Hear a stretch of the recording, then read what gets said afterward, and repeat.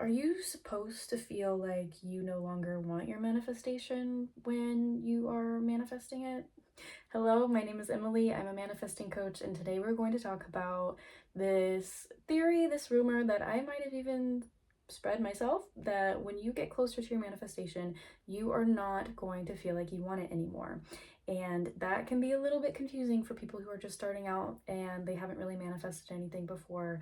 But we're going to talk about it, we're going to break it down, and I'm going to tell you exactly why that is.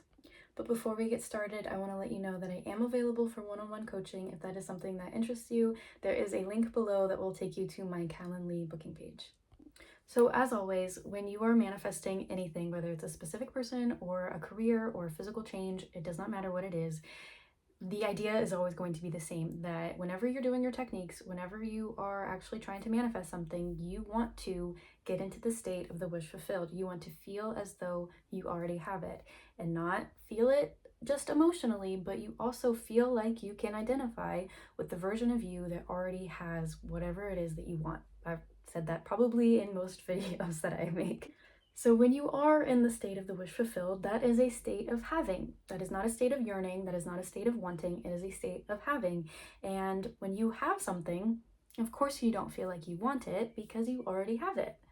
And just saying that alone can sort of be confusing at times, because then you have people who hear that and they think that they need to try to suppress all of their feelings of yearning and they need to just pretend that they already have it. And as you know, this isn't about pretending and it's not about suppressing emotions. This is about creating. This is about creating a new way of thinking. This is about forming new habits. So I don't want you to hear that, and I don't want you to start taking bad advice, and I don't want you to start like cycling through feeling like you want something and then you don't want it, trying to force yourself not to want these things, because that is not what you're trying to do here at all. What you're trying to do here is to, like I said, is to feel as though you already have it. And because you have it, that is why you no longer want it.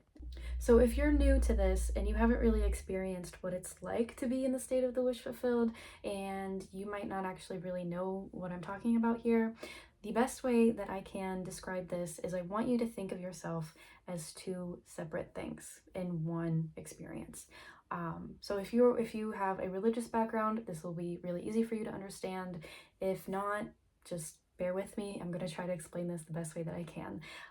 So I want you to think of yourself as this person that you see in the mirror that has a physical body that is bound to this 3D world and that has a logical mind. And that logical mind is there to get you through the 3D. It is there to get you in the car, teach you how to drive a car, and it is there to help you just exist and survive in this world.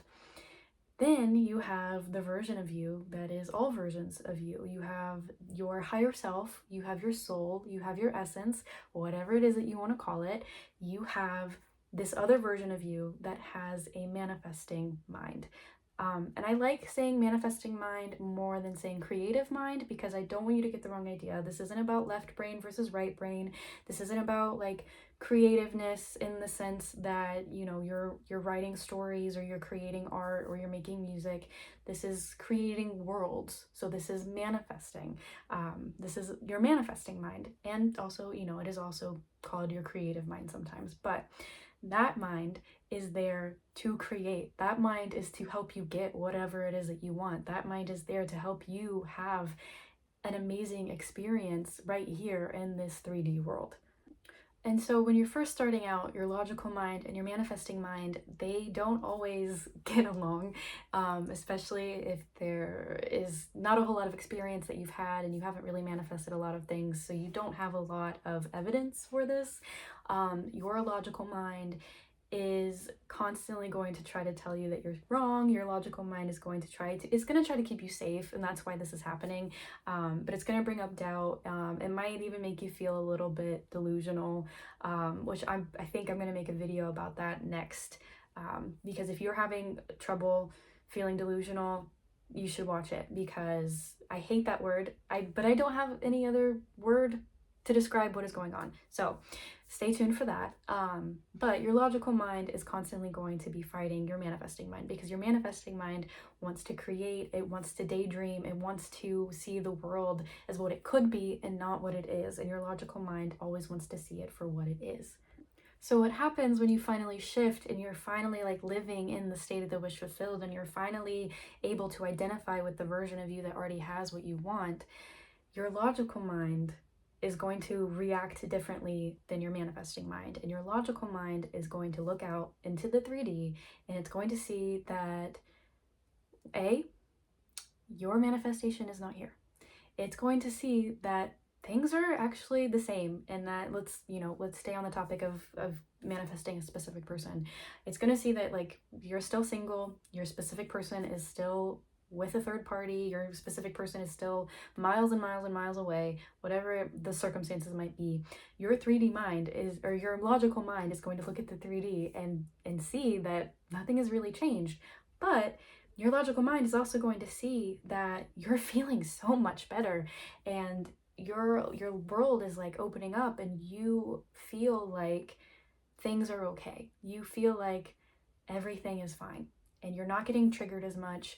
You're not bothered that your SP has somebody else, or that your SP hasn't texted you today, and you're just going on about your day, and you're not yearning, you're not wanting. And so your logical mind is sitting there, and your logical mind is thinking like, well, that must mean I no longer want my manifestation anymore. That must mean I don't need it. On the contrary, though, your manifesting mind is doing something else. Your manifesting mind is creating a whole new world for you. Your manifesting mind is daydreaming. Your manifesting mind is feeling connected to whatever it is that you want. Your manifesting mind is going to feel connected to your person. You're going to feel as though you are already with your specific person.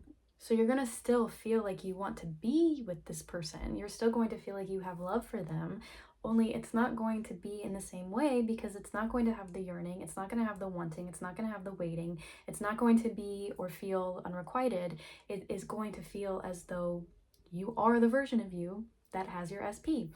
And so the example that I like to give is that, if you are in a relationship with somebody and they are not physically in front of you right now, you already know that wherever they are, you already know that they're going to come and make their way back to you. And that is that same feeling that you get with your manifesting mind. And whatever mind you are currently in right now, that is the feeling that's going to come up. Maybe for a moment you might feel like you don't actually want your SP anymore, and then when you go and you think about it and you do your technique or whatever it is, then you feel like, oh wait, no, I just feel really connected to them, and I feel really great, and I feel really good. It really just depends on what you're focusing on and what you're actually doing, because if you are like at work and you're just trying to survive in the 3D, then your logical mind is going to take over, and your logical mind is going to say, I don't even want my specific person anymore. But if you are actually, if you're daydreaming, or if you are allowing yourself time to actually do some techniques, then your manifesting mind is going to be there, and it's going to tell you that you already have what you want. It's going to feel like you already have what you want.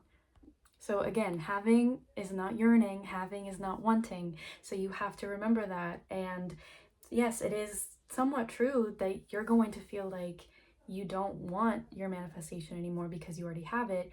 But I don't want you to get confused, and I don't want you to think that you need to suppress any feelings of yearning, or that you need to get into the state of no longer wanting your manifestation. You should always, always, always focus on the having, and really like don't even pay attention so much to the wanting. If you still feel like you're yearning a little bit throughout this process, that's fine. Like, even though I am with my person for almost 4 years now, there are moments where he's at work and I still yearn for him, and it's fine, it's normal. But you don't want to constantly be in that state, because you want to know, and anytime that I'm missing my person, the way that I get out of that yearning is by reminding myself that he's going to come home in a few hours and it's going to be fine. We're going to spend our night together. So you want to be able to do that. You want to be able to remind yourself that, yeah, my person's coming to me. Wherever they are right now, they're always on their way back to me. No matter where they are, whenever they are not here physically in front of me, they are always on their way back to me.